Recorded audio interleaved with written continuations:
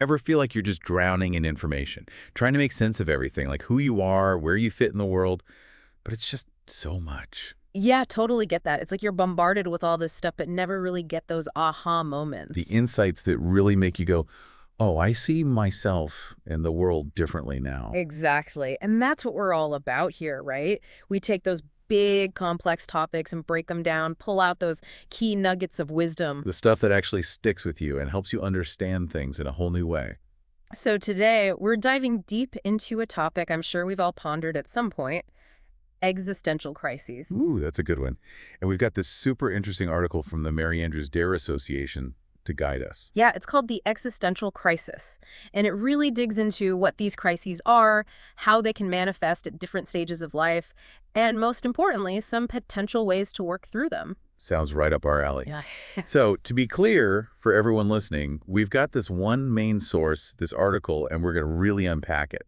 Right. The goal here is to give you a solid understanding of existential crises, how they might show up in your life, and some concrete ideas straight from this research on how to navigate them. All right, let's jump in. The article kicks off by talking about this core question that seems to be at the heart of an existential crisis. Who am I? Yeah, such a simple question, but it can feel so huge, right? Like, especially when you're going through a period of uncertainty or change. And the article makes this point that these are times marked by, like, serious anxiety, this deep need to figure yourself out. Exactly. It even ties it to Erickson's idea of the identity crisis, which is, a pretty well-established psychological framework for understanding these intense periods of self-exploration.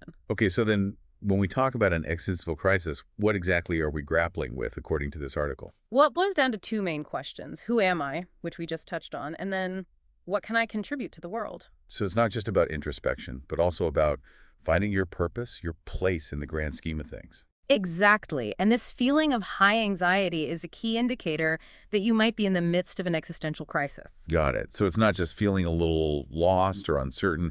It's that persistent, gnawing anxiety that something's not quite right. Right, and the article actually references Brigentel's work from way back in 1965, which points out that this heightened anxiety tends to linger until you actually acknowledge the crisis and start to address it.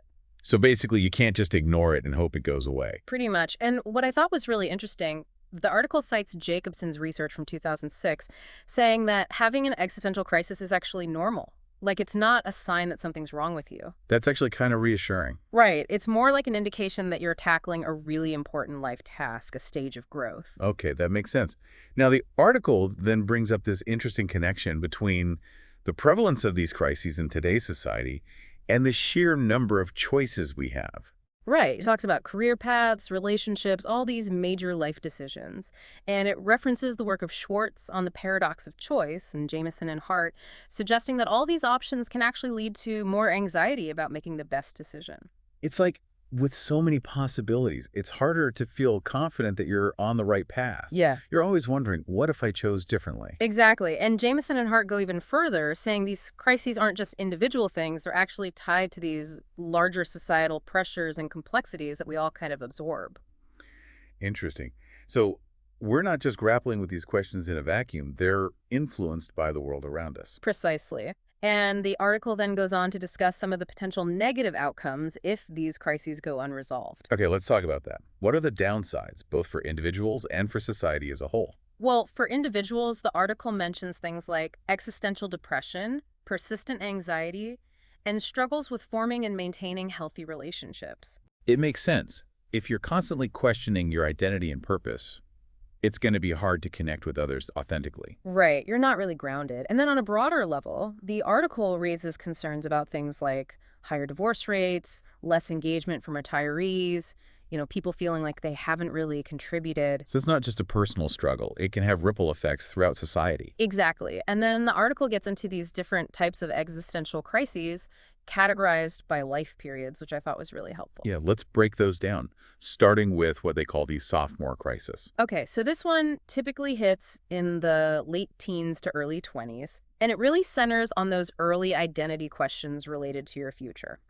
Young adults figuring out their career path, what kind of relationships they want, just generally trying to map out their lives. The article mentions Karen Perry's work, highlighting how this is a super common period of uncertainty and questioning. Yeah, like who am I? Where am I going? What do I even want? It's all up in the air. And it also points out that this can be especially tough for high achievers. Right, because they've often been praised for their accomplishments. So there's this pressure to continue on that trajectory and make the right choices. They might be afraid of not living up to their potential. Exactly. And the article lists some potential triggers for this sophomore crisis, things like the loss of a loved one, either through death or separation, or that big transition from high school to college. Huge life changes that can really force young people to confront these questions about their identity and their future. Totally. And it's interesting, the article talks about how the anxiety that comes with this crisis can be both a motivator and a potential pitfall. Yeah, it's like a double-edged sword. It can push you to figure things out, but it can also become debilitating if it gets out of control. Right. And the author even shares their own personal anecdote about going through a sophomore crisis, switching from a more practical field, biology and nursing, to psychology and neuroscience. I love those personal stories. It makes it Mhm. so much more relatable. I know, right? It shows that it's a process, and even if you start down one path, you can always change direction and find what truly resonates with you. Okay, so moving on to the next stage, the adult existential crisis. Hmm. The article says this usually kicks in during the mid to late 20s and can continue on if it's not addressed. Yeah, so while it still involves those core identity questions around career and relationships, it gets a bit more complex. How so? Well, it's not just about choosing a career anymore. It's about things like your religious identity, how you define your sexuality, your level of independence. Are you dependent, independent, or maybe striving for interdependence? Interdependence meaning. Like going beyond just being self-sufficient to actually relying on and contributing to a network of relationships. Got it. So it's like those initial identity questions are deepening, becoming more nuanced as you gain more life experience. Exactly. And the article shares another anecdote here about a coworker who, through his work at the Dare Association, realized he was really passionate about educational technology and ended up pursuing a PhD. Oh, that's cool. Hmm. I like how it highlights the importance of exploring different experiences to gain a clearer sense of self. Right, it's not always a straight path. And the article also mentions how this coworker developed greater independence, reduced his anxiety, and even adopted healthier habits. So resolving these existential questions can have these positive ripple effects in other areas of your life. For sure. And it also references Bugental's work with a patient who was struggling with his homosexuality back in 1965, feeling really disconnected because of it. It's a reminder that these unresolved identity issues can have a profound impact on our well-being and relationships. Absolutely. And Bugental even reflects that, maybe understanding the patient's struggles through this lens of an existential crisis could have led to more effective therapy. Okay, so that's the adult existential crisis. And then we have the later existential crisis, which the article says tends to hit later in adulthood after you've generally established your career and relationships. Right. So at this stage, the focus shifts a bit. It becomes more about mortality, legacy, and achievement. Meaning? Well, people might start to reflect on past wrongdoings, wanting to make things right before it's too late. There's also a strong desire to feel like their life has made a positive impact, that they'll leave behind a meaningful legacy. It sounds like there's a sense of urgency that maybe wasn't there in the earlier crises. Yeah, definitely. The awareness of limited time can add a whole other layer to it. And the article points out that if those earlier existential issues around career and purpose weren't fully resolved, it can make this later crisis even more challenging. Because you might have regrets about missed opportunities or feel like it's too late to make any big changes. Exactly. And the potential negative outcomes mentioned here are pretty heavy, like anxiety about those missed opportunities, even depression stemming from feeling like you can't resolve this crisis before you die. Wow. Okay, so how do we even begin to measure the severity of someone's existential crisis? The article touches on this, focusing on relationships and careers as key indicators. Yeah, that's a good place to start. For relationships, it talks about different levels of brokenness, ranging from really extreme situations like violence and abuse to more subtle patterns like constant fighting or just living together without really communicating. So the more negative these factors are in your relationship, the more intense the crisis is likely to be. Right. And then for careers, it mentions dissatisfaction as a major red flag. What does that look like? Well, it could be feeling constantly bored or unengaged at work, producing work that's not very original or high quality, or even choosing to retire early, earlier than you might need to financially. So it's not just about being unhappy with your job, it's about feeling like your work lacks meaning or purpose. Exactly. And that brings us to the solutions. The article outlines three main approaches that aren't tied to a specific life stage. Okay, let's dive into those. The first one is matching one person to another. What's the idea behind this? So, this solution is all about addressing those aspects of existential crises related to relationships, sexual identity, and independence. The idea is that matching people who have similar interests and are at a similar stage of development can lead to more fulfilling and stable relationships. Makes sense. It's like finding someone who's on the same page as you. Exactly. And the article stresses the importance of this, citing Villebert's research, which shows that the reported rate of happy marriages is actually pretty low. That's kind of alarming. Yeah. And there's that story about the nurse who didn't even know her fiance's career, which highlights how mismatched you can be with someone, even if you're engaged. Yeah, it shows that it's not just about being in love. It's about having that deeper understanding of each other's values and goals. And the article goes on to mention the negative consequences of unhappy relationships, things like infidelity, depression, low self-esteem. But definitely not stuff you want to mess around with. No, for sure. And it even references some older research, like Burgess and Cottrell from 1936 and Bentler and Newcomb from 1978, which identified all these factors that predict marital success. Like what? Well, things like shared activities, agreement on how they want to organize their lives, similar education levels, even attachment to their parents. Interesting. So there's some data behind this idea of matching. Yeah, and it also mentions things like ambition, liberalism, travel interests, and religious commitment as potentially important factors. Wow, so it's pretty comprehensive. It is. And then the second proposed solution is matching a person to a career. Okay, so this one's about addressing those existential questions related to your professional life. Right. It's about finding a career that truly aligns with your interests, your values, your stage of development. The article argues that when you're in a job that genuinely fulfills you, you're much more likely to find meaning and purpose. And the article uses the example of the author's mother, who found true fulfillment as an Episcopal priest at age 50, after trying out different careers. Yeah, it's a great example of how it's never too late to find the right path for you. And the article is actually pretty critical of the way hiring is usually done, relying on resumes, tests, interviews. Right. It suggests that these methods often fail to capture what really motivates and engages people. So what does it propose instead? It advocates for assessing potential employees' occupational interests and stage of development, and then matching those to the specific requirements and developmental level of the job. So it's about going beyond just skills and Yeah. experience and really looking at what drives someone, what they're passionate about. Exactly. And the article highlights the benefits of successful matching for both the individual and the organization. Like what? Well, for the individual, it's increased engagement, better retention rates, and for the organization, it's more creative and innovative work being produced. It's a win-win. Totally. And both of these matching solutions for relationships and careers rely on a specific methodology that the article outlines. Okay, let's talk about that. What are the key components? Well, it all boils down to knowing two things about yourself: your stage of development and your interests. Makes sense.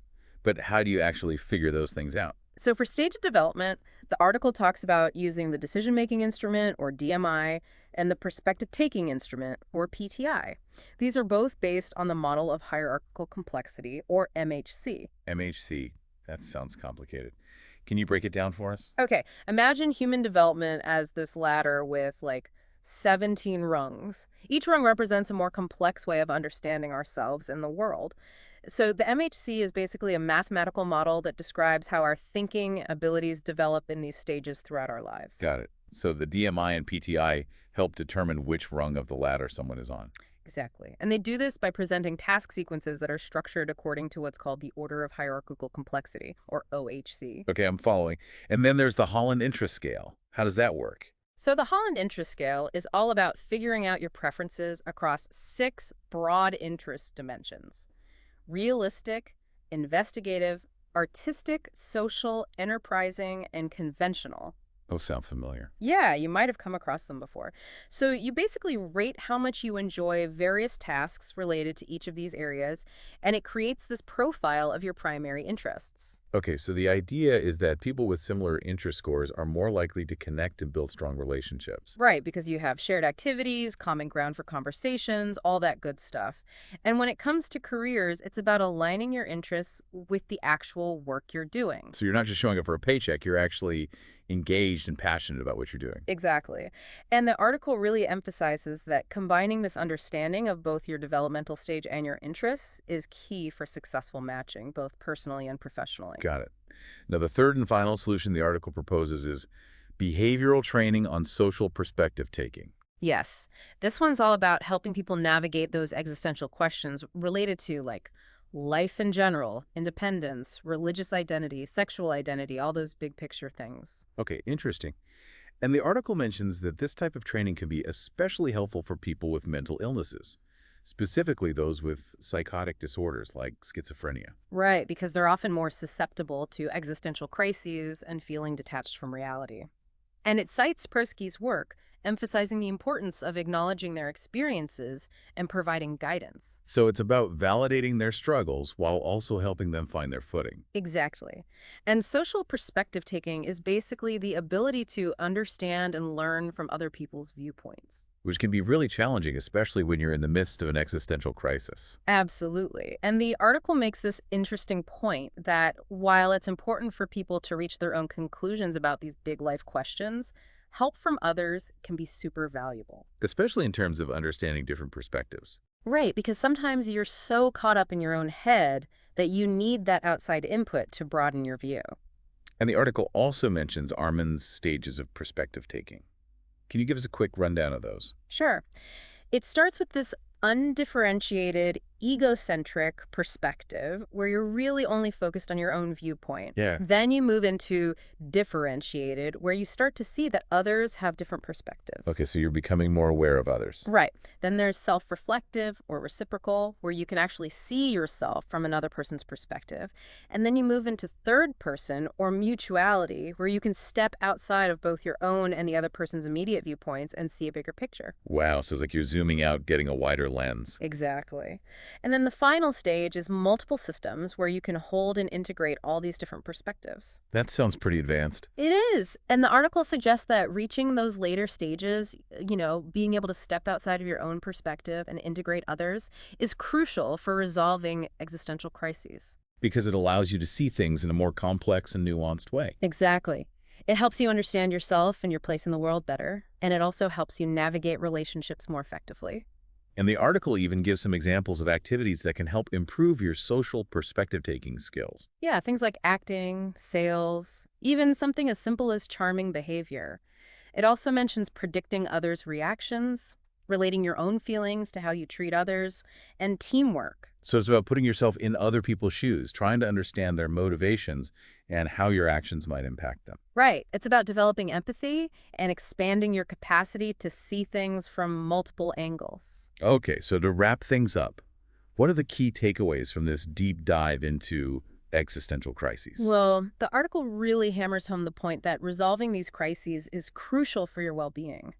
It's about finding a way to move through those difficult feelings and find a more fulfilling path.